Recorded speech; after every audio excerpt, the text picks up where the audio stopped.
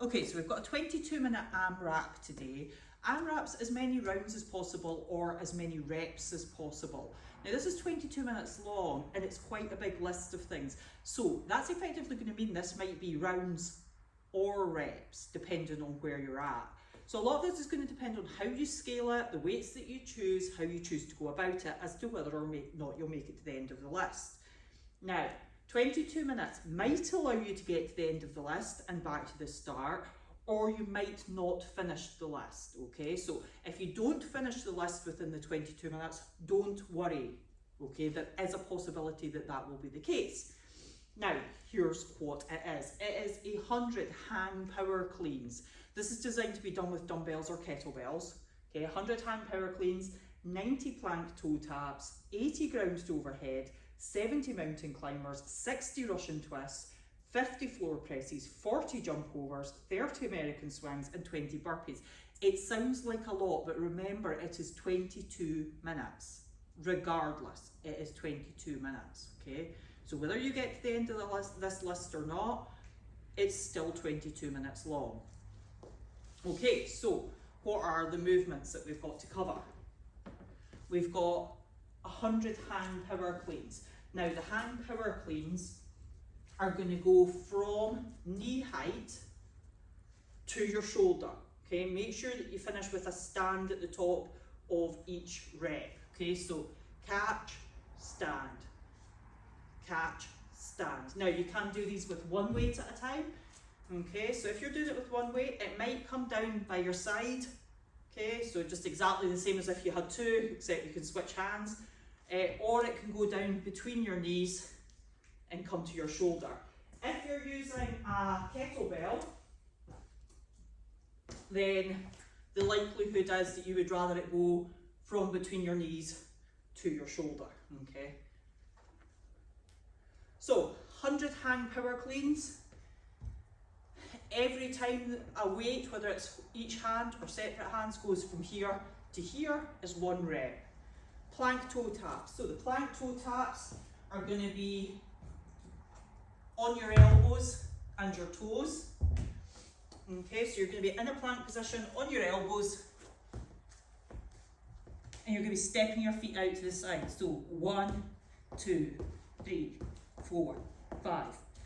If you need to make that easier, then you can raise your hands up onto something and do it like that. The higher your hands, the easier the movement.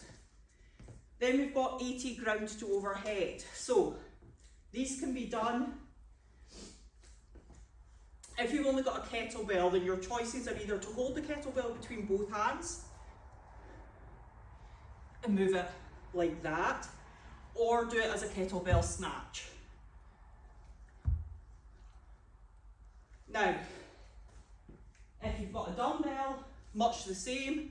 You can hold the dumbbell between both hands. The weight will go down to about ankle sock height, travel up overhead, keep it close to your body on the way up and down. Typically in the gym we would do this with something like a weight plate, and again the weight would touch the ground and go overhead. Okay, so 80 ground to overhead. We've then got 70 mountain climbers. So mountain climbers, you're going to be on your hands. The toe taps, you're on your elbows. Mountain climbers, you're on your hands. So you're going to be on your hands in a plank position. One foot comes forward, it goes back, other foot. So leave it sidey on, try and keep your butt down. Okay, and watch out for ending up here. So try and keep, when you're doing it, try and keep your shoulders over your wrists. Again, you can make this slightly easier by putting your hands on the raised surface and doing it like that. For the Russian twists, you're going to be sat on the floor. You're going to be sat on the floor for the Russian twist. Now, if possible, you're going to have your feet off the floor and your legs straight. 1, 2, 3, 4.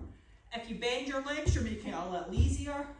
If you rest your heels on the ground, you're making it easier still. All of them are fine. You've just got to choose the one that works for you. Then the floor presses, like a bench press, but you're lying on the floor.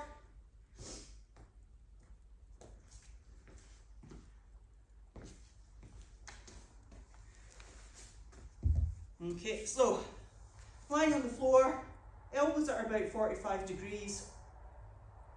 Now you can do this with both hands, or you can do it one hand at a time, switching hands as you need to, or you can do it between both hands. Your elbows will need to come in a little if you're doing it between both hands.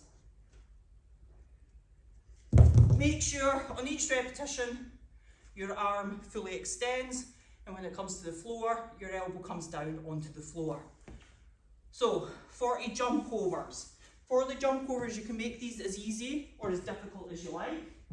So it could be a jump over a dumbbell, and each jump is 1 rep. It could be a jump over just a line on the floor. So that could be 1 rep. Or you could create yourself a little hurdle to jump over that's a little bit higher. So maybe you've got like a sports bag or something to jump over. So you could jump over something a little bit higher, and that would be 1 rep. So you'll have 40 jump overs to do. Then you're going to have 30 American swings to do. American swings go fully overhead. Okay, so when you're doing your American swings, heels down, hips go back, nice strong extension of your hips, and the weight goes right up overhead.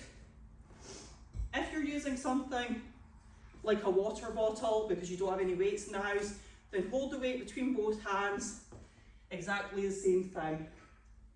It can just go overhead. If you're wanting to make a water bottle a bit heavier, get a plastic bottle, as big as you like, and fill it full of dry rice. Okay. And then the last one is the 20 burpees. Don't worry, I haven't forgotten about the 20 burpees. So when you're doing your burpees, same standards always apply. Chest goes down to the floor. Okay, and you come back up, stand right up, jump and clap. It is acceptable to step up and down.